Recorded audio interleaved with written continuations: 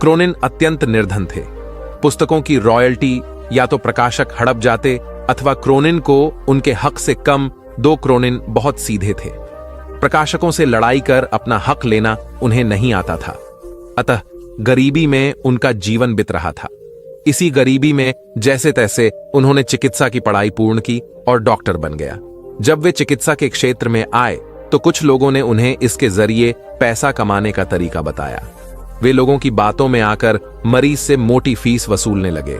वे किसी भी निधन पर दया नहीं करता और पूरा चिकित्सा खर्च लेते। यह देखकर क्रोनिन की पत्नी बहुत दुखी हुई। वे अत्यंत दयालु थीं। पति की गरीबों के साथ यह निर्दय देख एक दिन वे बोली, हम गरीब ही ठीक थे, हमसे कम दिल में दया तो थी। उस दया को खोकर तो हम कंगाल हो गए, अब मनुष्य ही नहीं रहे। पत्नी की मर्मस्पर्शी बात सुनकर क्रोनिन को आत्मबोध हुआ और उन्होंने अपनी पत्नी से कहा, तुम सच कह रही हो। व्यक्ति धन से नहीं मन से धनी होता है। तुमने सही समय पर सही राह दिखाई, अन्यथा हम अमानवीयता की गहरी खाई में गिर जाते तो कभी उठ ही नहीं पाते। कथा का निहितार्थ यह है कि जब मनुष्य अपनी मानवीयता की मूल पहचान से डिगने लगता है तो सामाजिक नैतिकता तो खंडित होती ही है, वह स्वयं भी भीतर खोखला हो जाता है, क्योंकि ऐसा उनकी पवित्र संस्कारशीलता बलि चढ़ चुकने के बाद ही होता है। बौद्ध धर्म का व्यापक प्रचार प्रसार हो चुका था। अनेक बौद्ध मठ स्थापित हो चुके थे। सभी मठों में योग्य आचार्य व कुलपित की नियुक्ति की जानी थी, ताकि वे बौद्ध धर्म के समुचित प्रसार में अपनी महती भूमिका निभा सकें। आचार्य व कुलपति की नियुक्ति में उनके ज्ञान और विवेक के अतिरिक्त उनकी परहित रुचि को भी विशेष रूप से परखा जाता था, क्योंकि मठ सामूहिक हितों को प्रमुखता देते थे। एक बड़े बौद्ध मठ के लिए योग्य कुलपति की नियुक्ति उन दिनों चर्चा का विषय थी। उस बौद्ध मठ के आचार्य ज्ञान और विवेक के धनी मोदगल्यायन थे। कुलपति पद के लिए 3 उम्मीदवार थे और तीनों ही योग्य थे, किंतु चुनाव तो एक का ही करना था, अतः तीनों की परीक्षा लेने के लिए तीनों को जंगल में भेजा गया। आचार्य मोदगल्यायन उनकी परीक्षा लेने के लिए पहले ही जंगल में पहुंच गए। उन्होंने मार्ग में कांटे बिछा दिए। संध्या होने तक तीनों उम्मीदवार भी वहां आ पहुंचे। मार्ग में कांटे देखकर तीनों रुके। एक ने कुछ सोचकर अपना रास्ता बदल लिया, दूसरे ने कांटों पर से कूदकर रास्ता पार किया, तीसरा मार्ग से कांटे हटाने लगा ताकि मार्ग दूसरों के लिए निष्कंटक बन जाए। आचार्य मोदगल्यायन ने छुपकर यह देखा। यह सब देखकर आचार्य मोदगल्यायन ने इस तीसरे उम्मीदवार को यह कहते हुए कुलपित घोषित किया कि मठ में सत्प्रवृत्तियों को परंपरा वही डाल सकेगा जो सभी का ध्यान रख सके और अपने आचरण से प्रेरणा देने की क्षमता रखता हो। कथा का सार यह है कि निजी हितों पर सामूहिक हितों को वरीयता देने वाला ही सच्चा नेतृत्व करता होता है। एक गुरु और शिष्य तीर्थाटन हेतु जा रहे थे। चलते चलते शाम घिर आई तो दोनों एक पेड़ के नीचे रात्रि विश्राम के लिए रुक गए। गुरुजी रात्रि में मात्र 3-4 घंटे ही सोते थे, इसलिए उनकी नींद जल्दी पूर्ण हो गई। वे शिष्य को जगाए बिना दैनिक कार्यों से निवृत्त हो पूजा पाठ में लग गए। इसी बीच उन्होंने एक विषधर सर्प को अपने शिष्य की ओर जाते देखा। चूंकि गुरुजी पशु पक्षियों की भाषा समझते थे, इसलिए उन्होंने सर्प से प्रश्न किया, सोए हुए मेरे शिष्य को डसने का प्रयोजन है? सर्प ने उत्तर दिया, महात्मन, आपके शिष्य ने पूर्व जन्म में मेरी हत्या की थी, मुझे उससे बदला लेना है। अकाल मृत्यु होने पर मुझे सर्प योनि मिली है। मैं आपके शिष्य को डसकर उसे भी अकाल मृत्यु दूंगा। क्षण भर विचार के उपरांत गुरुजी बोले, मेरा शिष्य अत्यंत सदाचारी व होनहार होने के साथ ही अच्छा साधक भी है, फिर तुम उसे मरकर विश्व को उसके ज्ञान और प्रतिभा से क्यों वंचित कर रहे हो? स्वयं भी इस कार्य से मुक्ति नहीं मिलेगी। किंतु सर्प का निश्चय नहीं बदला। तब गुरुजी ने एक प्रस्ताव को रखते हुए कहा, मेरे शिष्य की साधना अभी अधूरी है, उसे अभी इस क्षेत्र में बहुत कुछ करना है, जबकि मेरे लक्ष्य पूर्ण हो चुके हैं। मेरे नाश में किसी की हानि नहीं है, अतः उसके स्थान पर मुझे 10 लो। गुरु का यह स्नेह देखकर सर्प का हृदय परिवर्तन हो गया और वह उन्हें प्रणाम कर वहां से चला गया।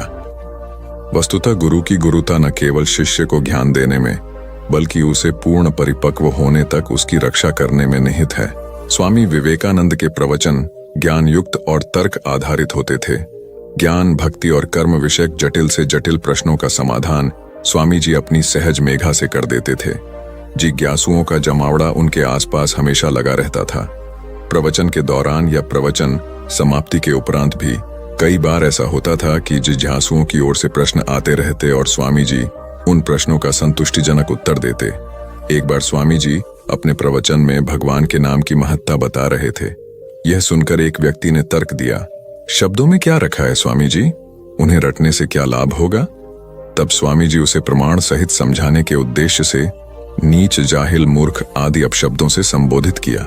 यह सुनकर वह अत्यंत क्रोधित हो गया और कहने लगा, आप जैसे सन्यासी के मुंह से ऐसे शब्द शोभा नहीं देते।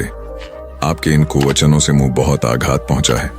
तब स्वामी जी बोले, भाई वे तो शब्द मात्र थे, आपने ही कहा कि शब्दों में क्या रखा है। मैंने भी तो आपको मात्र शब्द ही कहे, कोई पत्थर तो नहीं मारे। स्वामी जी की बात सुनकर उस व्यक्ति को अपने प्रश्न का जवाब मिल गया कि अब शब्द क्रोध का सकते हैं तो प्रिय वचन भी आशीर्वाद और कृपा दिला सकते हैं। वस्तुतः शब्द की महिमा अपरंपार है।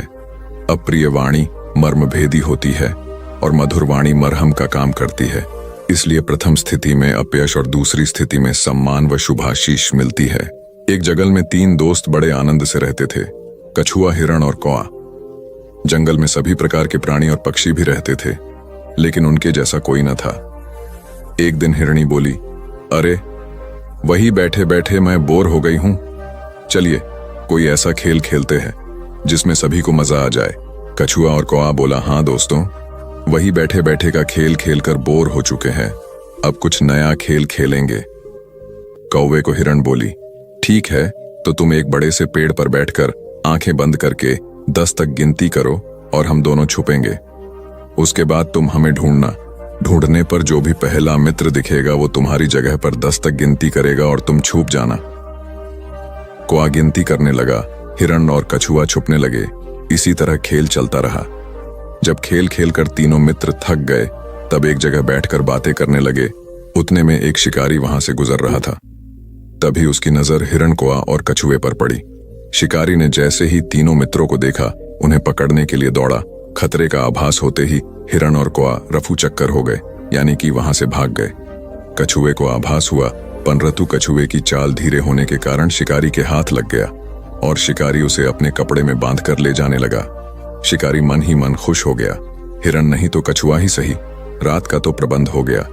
यह कहकर वहां से जाने लगा। उधर हिरण और कौआ अपने मित्र को ऐसे शिकारी के कैद में देखकर दुखी होने लगे। तभी शिकारी भोजन में कछुए को खाने वाला है। यह सुनकर हिरण और कौवे ने एक योजना बनाई।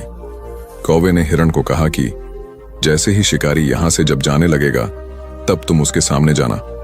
जब शिकारी तुम्हें देखेगा तो अपनी पोटली जमीन पर रखकर तुम्हें पकड़ने के लिए जैसे ही दौड़ेगा, मैं जमीन पर रखी हुई पोटली पकड़कर उड़ जाऊंगा और तुम वहां से भाग जाना। जैसे ही शिकारी वहां से जाने लगा, हिरनी उसके सामने आ गई। शिकारी ने हिरनी को पकड़ने के लिए पोटली जैसे ही जमीन पर रखी, कौआ अपनी चोंच में पोटली पकड़कर उड़ गया। शिकारी हिरण को पकड़ने के लिए दौड़ा और पीछे मुड़कर देखा, कौआ पोटली चोंच में पकड़कर उड़ रहा था और इधर हिरण पलक झपटे ही भाग गई। शिकारी निराश होकर घर लौट गया। कौवे ने पोटली को महफूज जगह पर रखा और कछुए को शिकारी के चंगुल से आजाद कराया और तीनों मित्र आनंद से रहने लगे। इससे हमें यह सीख मिलती है कि असली दोस्ताना वही जो समय पर काम आए। एक किसान था जिसके 2 बेटे थे। वह बहुत ही आलसी और निकम्मे थे। वह अपने पिता को कामकाज में हाथ बटाने के बजाय आलस किया करते थे, इधर उधर घूमते फिरते थे। किसान को अपने बेटों की बहुत फिक्र थी। वह सोचते थे कि मेरे मरने के बाद इनका क्या होगा, ये अपना पेट कैसे भरेंगे, अपने परिवार को कैसे संभाल पाएंगे। एक दिन किसान की हालत बहुत ही गंभीर थी, कहने का मतलब किसान मरने की हालत में था। तभी किसान ने अपने दोनों बेटों को बुलाकर उनसे कहा कि हमारे खेत में एक खजाना गड़ा हुआ है, लेकिन वह किस जगह है उसकी जानकारी मुझे भी नहीं है, लेकिन खोदने के बाद तुम्हें वो खजाना मिल जाएगा। इतना कहकर किसान भगवान को प्यारे हो गए। खजाने की खबर सुनकर दोनों बेटों के मन में लालच आ गया और वो दोनों खेत पर चले गए और खेत को खोदने लगे। खजाने के लालच में कुछ ही दिनों में पूरे खेत को खोदने के बाद वह घर जाकर बैठ गए और वह अपने पिता को कोसने लगे। इसी तरह कुछ महीने बीत गए और वर्षा ऋतु का आगमन हुआ। किसान के बेटों के पास पेट भरने के लिए सिर्फ एक ही जरिया था, वो थी खेती। तब बाकी किसानों की तरह किसान के बेटों ने खेत में बीज बोने शुरू कर दिए। वर्षा का पानी पाकर वह बीज अंकुरित हुए और देखते ही देखते खेत लहराने लगे। ऐसा लग रहा था कि हवा के झोंके से लहरा रहे थे। यह देखकर किसान के बेटे बहुत खुश हो गए। उनको समझ आ गया कि परिश्रम ही सच्चा धन होता है, और वो उसी तरह से अपने पिता के शब्दों का मोल भी समझ गए और अपने कामकाज में लग गए। यही कहानी आज हम सबकी भी है। मित्रों, इसी पेड़ की तरह हमारे माता पिता भी होते हैं। जब हम छोटे होते हैं तो उनके साथ खेलकर बड़े होते हैं, और बड़े होकर उन्हें छोड़कर चले जाते हैं, और तभी वापस आते हैं जब हमें कोई जरूरत होती है। धीरे धीरे ऐसे ही जीवन बीत जाता है। हमें पेड़ रूपी माता पिता की सेवा करनी चाहिए, ना कि सिर्फ उनसे फायदा लेना चाहिए।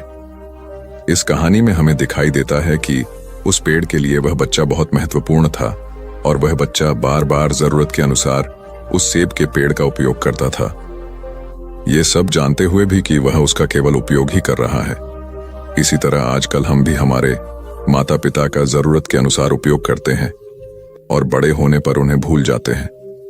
हमें हमेशा हमारे माता पिता की सेवा करनी चाहिए, उनका सम्मान करना चाहिए, और हमेशा भले ही हम कितने भी व्यस्त क्यों ना हो, उनके लिए थोड़ा समय तो भी निकलते रहना चाहिए। एक समय